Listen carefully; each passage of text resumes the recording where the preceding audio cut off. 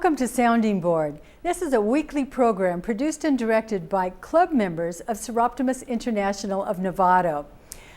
Today's program is entitled The Power of Fun. Our guest this evening is Charlene Van Boer, who is a swim coach. And I've known her for years, and I've really admired her, the way she has provided and motivated a group of people, a very diverse group of people who have probably only one thing in common, and that is they like to swim. And she has motivated them and kept them focused for many years, and they are now a nationally recognized swim team. And it's pretty good. It's put Novato on the map, let me tell you. So anyway, we have been talking the last few weeks, and Charlene has been talking to me about how she motivates these people, and we've asked her if she would kind of get it down to some core elements of some core concepts of really what she does to motivate people and keep them committed. And as I was thinking, listening to her talk, and as I was thinking about this, I thought this is what anybody could use. And so I'm going to challenge you, the audience, to think about how you could take these concepts and apply them to your life, to the clubs that you belong to the organizations that you work with, to the people that you want to have motivated long-term and committed to get some really good action going. I'm talking about people who don't get paid for doing things. This could even be like a committee at work. So let's get going and find out what those core concepts are.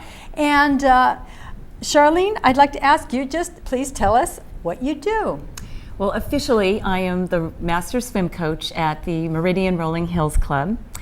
For those who don't know, a Master's Coach coaches adults 18 until, I guess, up to 100. So that doesn't really describe what I do. With the Mud Sharks, I've created a program. The Mud Sharks is? The Rolling Hills Master Swim Team. And that's their name? Yes, the Mud Sharks. Okay. We'll get to more of that later. Great group, but we have a sense of community and a support network, and all developed with the power of fun. So basically, I've given adults a place to safely step out of the drudgery of their lives, whether they feel pressure from raising a family or commuting in traffic, working at a job. They can go up here to my place and have some fun. And I really believe that laughter is the medicine of life, makes you feel better, and then you can go out there the next day and tackle life with a better frame of mind. Great. Yeah. So what got you into all of this at the beginning? Well, I was thinking about that, and I have been fortunate to have some enriching experiences that I just wanted to recreate for others. So if I look back at that, when I was an age group swimmer, we did more than just swim. I can remember my family hosting social gatherings, and we'd do things like, well, you remember Twister. We'd play Twister, or we'd have That's the one where you tangle each and try to get on the spots. Which is great for middle school. We'd play poker games, and when we went to swim meets, we'd go all together in a big old bus, and we'd sing songs and wave to the cars out the window and count how many waves we got back. And then once a year, we'd camp out at the pool, and we'd do a 100-mile relay. And we'd be tired, but it was really, really fun. And all of these activities made us bond so that we could have fun and laugh and get through the difficult growing years. And then I had a similar experience at university swimming. Yes, we were a very talented swim team, and yes, we competed against Stanford and Berkeley at UC Davis. However, we worked just as hard as developing a community with some fun activities. And I hope I don't get in trouble telling this story. But one of my favorite memories was we decided to play a prank on our coach. And it was the night before a championship meet. And they somehow put me in a room with the fastest swimmers, but we were also the most mischievous. And we decided to empty a case of beer cans and then make a pyramid in front of our hotel door. So once the coach realized we hadn't had a drop, that we just roared with laughter. So the coach walked by and saw the beer cans and thought you were probably a lost cause for the next day's meet. For the championship meet.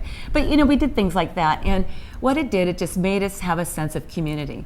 And probably the last enriching experience that I had was when my husband and I were living in Australia in our mid-20s. So here we were in a foreign country, we knew no one, and we were thrilled when 2 swimmers recruited us to start a master swim team.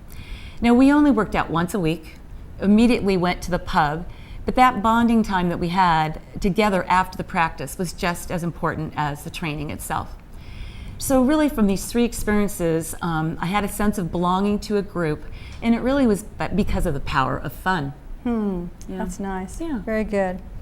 Well, let's go back to this concept of the mud sharks. And what's that all about? And how long has that been around? Interesting name, yes? Yeah. Mud sharks. Believe it or not, it's going to be 20 years this January Excellent. that I have been a volunteer swim coach at Meridian Rolling Hills Club.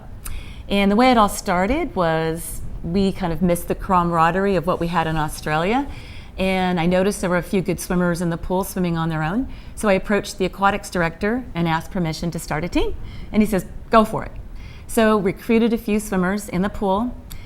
We met on the Australian program. We met once a week for practice and followed it immediately with a potluck at the club. We gave ourselves a silly name, the Mud Sharks. And I won't sing it, but we composed a song just to keep come everything. on, let's sing it now.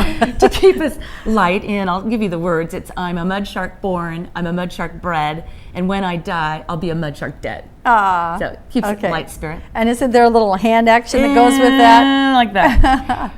Also gave everyone a fun name. So we have Not Such a Dead Dog, Dr. Don, or Swims Forever Sue.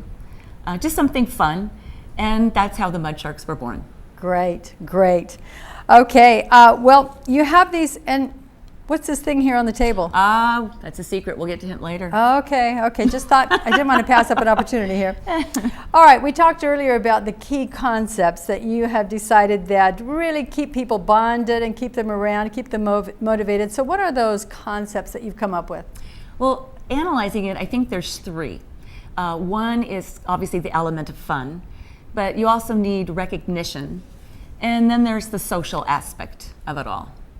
Okay, so fun, recognition, and social. Yes. Okay, let's keep that in mind because that's what I wanted to challenge the audience to think about was to how are they going to incorporate fun, this recognition, and the social aspects of it. So let's look first of all at the concept of fun. And I sort of thought about that a little bit beforehand, and I was thinking that at the college where I work, we have what's called the dreaded curriculum committee, and nobody wanted to be on it for a long time. And I was the chair of it, and there was a co-chair. So the 2 of us got together, and we thought, what we would like to do is to figure out how we could make it work better. And so we thought of the concept of fun. And the reason I'm bringing this up, Charlene, is because I want you to know that it felt real contrived, the things that we were doing to make it fun. Right. And it felt artificial to us because we were kind of trying to plan it to be fun. And, you know, fun to me is something that's spontaneous. But this was contrived fun. But you know what? It still worked.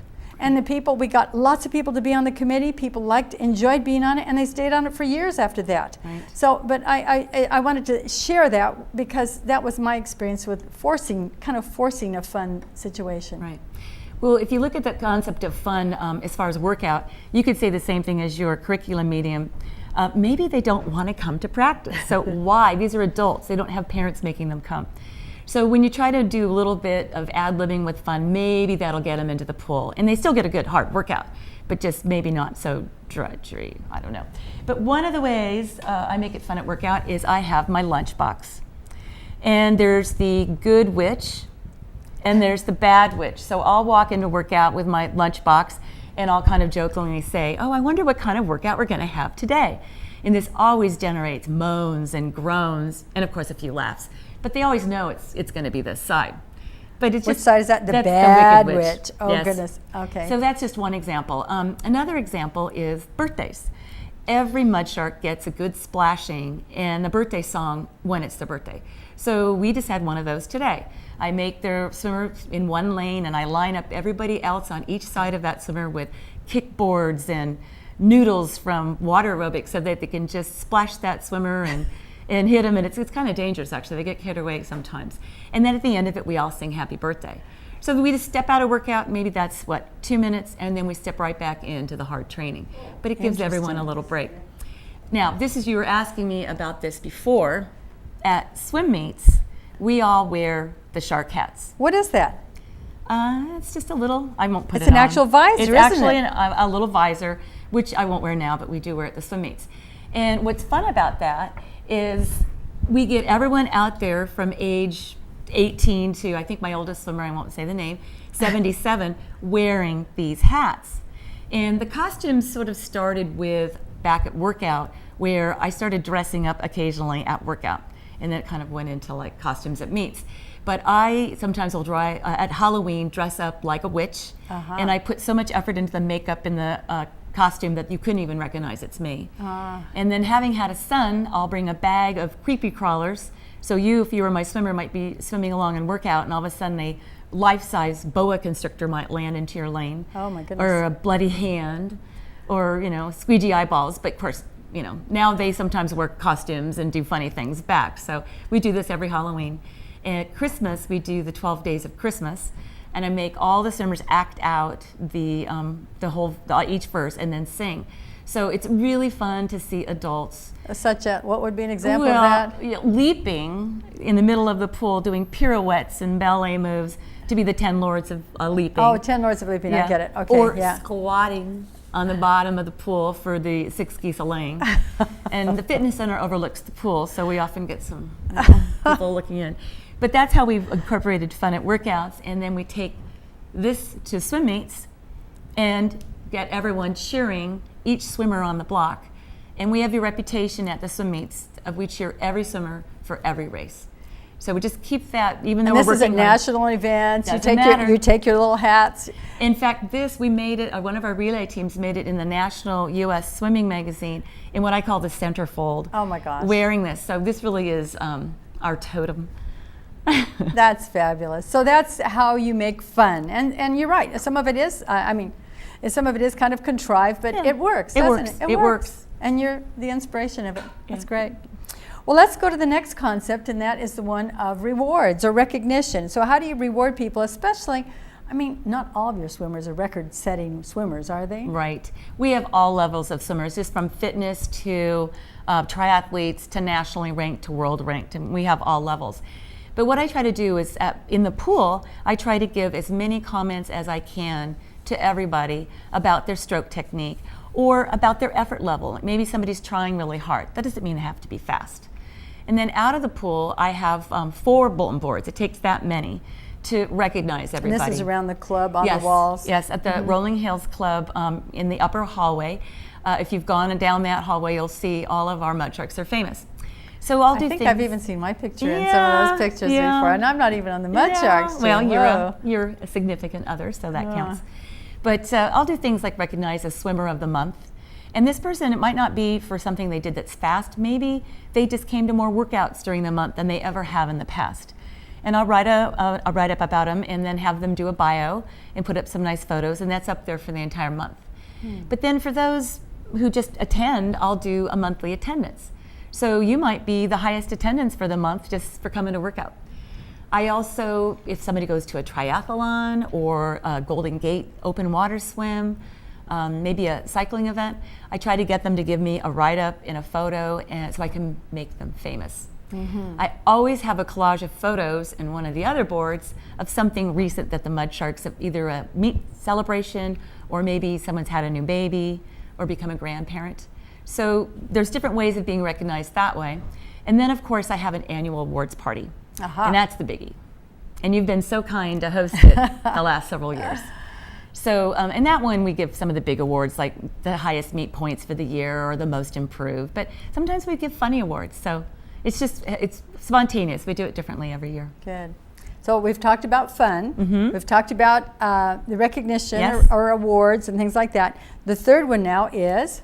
Social. Social. So what do you do for social situations? I know.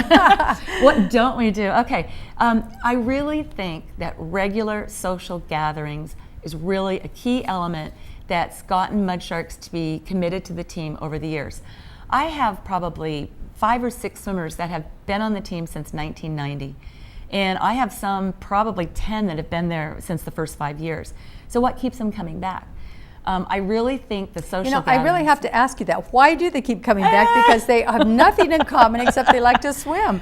And it's such a diverse crowd at these parties. I'm always amazed that they still keep coming around. They do. But I have to give you my common response that I give to that. Some people will say, well, what's a master swim team? Or how many do you have in your team? Or why did they come back? And I always say, well, I have 40 master swim team names on paper. I can get 40 swimmers 20 swimmers, excuse me, that would be nice, but 20 swimmers to a meet, but I can get 60 at a party. And it's just true, they look forward, they go, when's the next social gathering? So maybe it's a swim team from a meet, a celebration, or maybe someone's taken a trip and wants to show the photos, or maybe somebody's aged up. Aged up. Now that's a concept that I never heard until I was around you folks. Right. So tell us what aging up means. Well, in master swimming at competitions, there's 5-year age groups. So technically, when you age into the next 5 years, you're the youngest, you should have the best chance in competition. So we always make a big deal of it. Okay.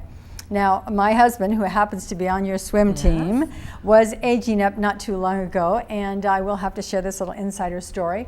That Charlene asked me secretly to go to lunch, and then she picked my brain and interviewed me, and then you did the information, you did something with that information that I thought was very clever. So tell us what you did with the information you got from me about my husband.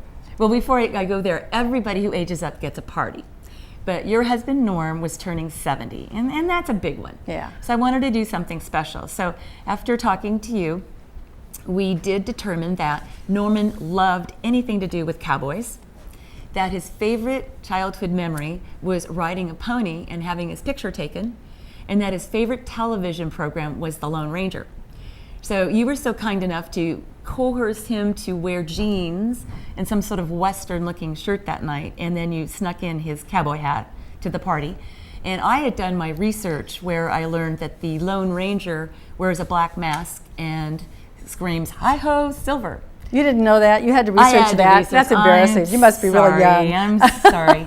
But anyway, at the party, unbeknownst to poor Norm, I had brought a rocking horse that my dad had made my son, and we plucked Norman onto the rocking horse with the black mask and the cowboy hat, gave him a shot of tequila, and made him scream, "Hi-ho, Silver!"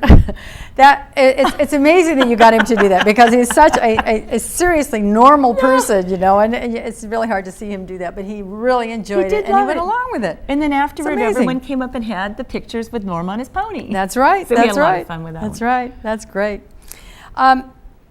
You have. I was going to say something about how you include this. That you said the significant others, and I have long said that I admired you and the group long before I even knew you very well. Was that your group was it made me feel more welcome in Novato than probably any other group I'd been around, and I'm not even a swimmer, and I thought that was so nice for the group to reach out to the significant others as well as just the members. Right. And that kind of goes along with the feeling of inclusion. I think that is something that I've always seen that you do well. Well, actually, that's kind of a big important thing too that I hadn't really thought about it until you mentioned it. But say, for instance, you wanted to join the swim team. I spend some one-on-one time with you on the phone.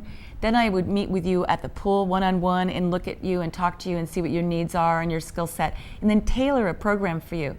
And then I give you a nickname. I throw a photo up on the wall. I try to introduce you to some mud sharks.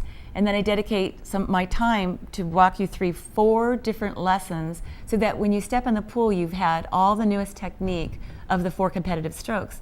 So you're not like shuffling, in the midst of chaos. You really kind of sneak in that first workout and feel a little bit more welcomed. I would imagine that would really make somebody feel very Yeah, comfortable, included. especially coming into a whole new set of friends. Yeah, and then also like for people who have been on the team and maybe what we call go missing, I'll get on the phone or email them and I'll encourage them to attend the next social activity, and a lot of them will. If they can't go back in the pool because of an injury or something, they still feel included with the mud sharks, because we'll make an extra effort to get them at the social events.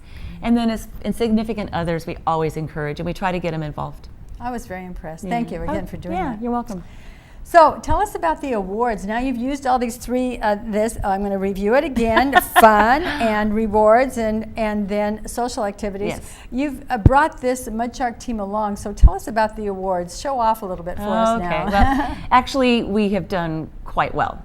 In our 20 years, we have quite a bit under our hat.